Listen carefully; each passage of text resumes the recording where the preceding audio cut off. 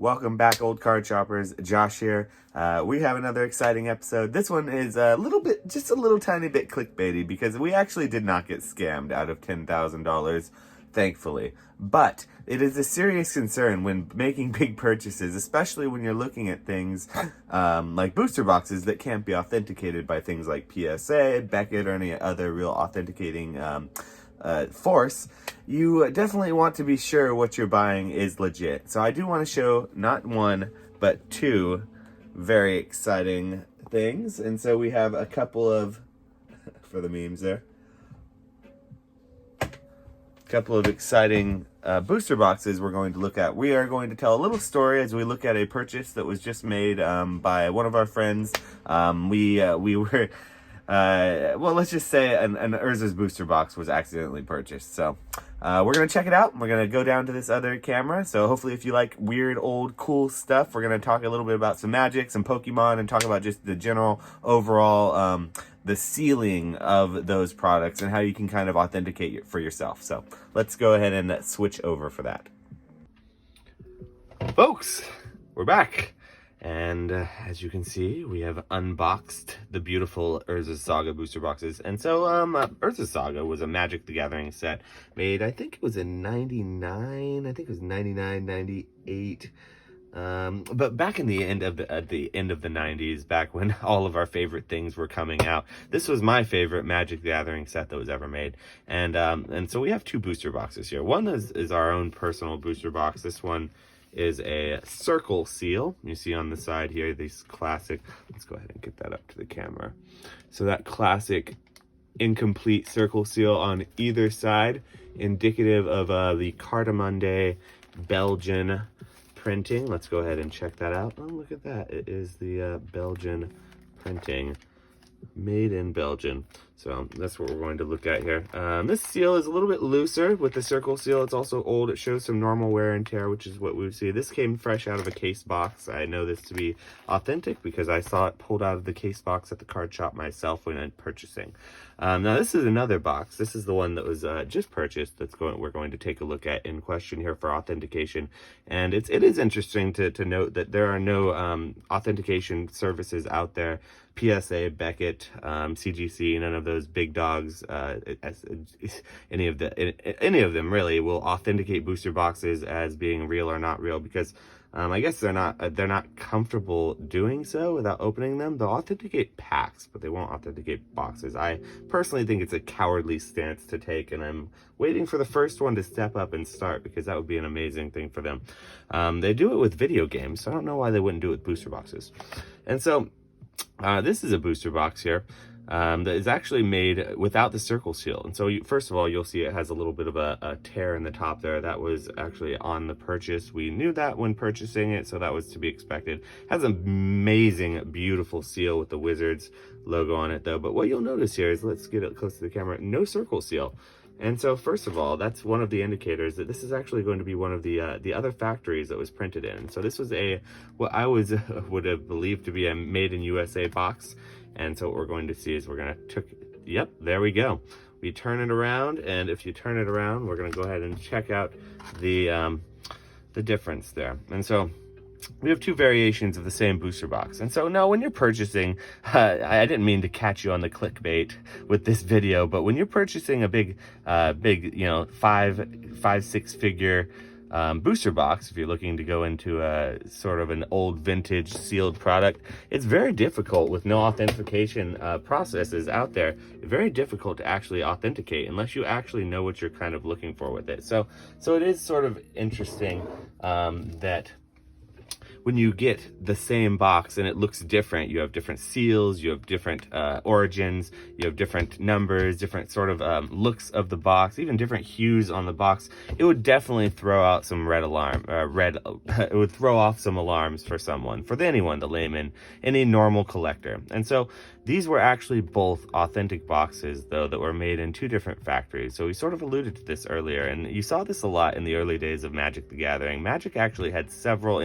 before Magic was the steady big dog that it is today. In the late 90s, Magic was sort of really thought to be a child's game. It was also thought to be demonic and devilish, and people, it was sort of satanic in some regards. The artwork was dark. I don't believe it was any of those things, but to those looking at it from afar, it sort of was lumped in with sort of some I want to say somewhat more negative things at that time. So for whatever reason, these things weren't as popular, and so it's easy for us to think now there must be a billion printers, but I believe back in the day, after doing some research, there were only actually 2 printers. There was a US printer, and then a European printer, and the European printer did a lot of it. They did a ton of it. It was the Cartamundi. They were the producer, and then the US printer, I don't know exactly the name of that company, but I do know that the Cartamundi made in Belgium boxes, from my experience, seem to be much more common. And so what we're seeing here are 2 different boxes, 2 authentic boxes of Urza Saga that I would say are both legitimate. But it's just interesting to be able to see those differences, when you're looking at those boxes. So, all right. Off of that little booster box tangent, we're going to come back to these blisters here and talk about seals on blisters, because we actually had an interesting happenstance here on the channel. We purchased a blister online, and we got it from a seller. It looked to be a reliable seller, but the seal was broken on it, and it looked to be here, let me go ahead and show this up close. Looks to be almost like there was glue residue on it. And so didn't look like this in the picture, and so I reached out to the seller, and they said, hey, we're sorry, we got this from an estate sale, it might be resealed. They went ahead and refunded us and told us we could keep it and not to worry about it. So flash forward about 6 months later, I'd say, this thing's just been sitting on my shelf ever since, and I've been wondering, because I can't do anything with it. I just like how it looks, though. I've been wondering what the deal is with it. I got to thinking about how old this box, or how old this blister was, and also the fact that it was probably sitting in a garage in random temperatures. And I thought that what happens with glue over time as it ages, it probably isn't the best glue they use, and it may just start of coming undone. So one thing led to another, and bada bing, bada boom, I ended up checking it out and slipping it out to see what was in it. Now on further inspection, this is a legit pack. This is nothing tampered with at all. It is 100% legit. So I was actually quite happy to see that. And so looks to be a good situation there, but it is one of those situations that you hear a lot of information that there's a lot of resealed packs out there. And I believe there are some resealed packs out there, but I don't think there's quite as... I don't think you see them as much as people like to say, but definitely do your diligence and be careful when you're purchasing these things, because they are expensive, and the blisters tend to be easier to fake, because most of the time people don't open blisters. I am one of the weird people who opens blisters here. I like blisters because they can be somewhat, you have less of a chance of things being weighed. Now, that is not true to say that you can't weigh blisters here. These are some blisters from my own personal collection. These are all great seals. I've inspected them all. I know them all to be legit and authentic. They have a little bend, a little wear and tear, which is normal to see from these types of things with age. Some magic ones here too. These ones are really fun because it's just like, it almost looks hand cut, like the way that they were put on there. But yeah, the interesting thing I think about blisters is that you can weigh blisters. It's just, you usually don't have enough of the same blisters in order to weigh them against each other, because in order to weigh a blister accurately, what you would need is you'd need at least, I'd say, 10 other blisters from the same exact case that you could weigh against each other and then compare. And then you have to open a few to kind of check to see the weights. So while blisters can be weighed, they're much more difficult to weigh.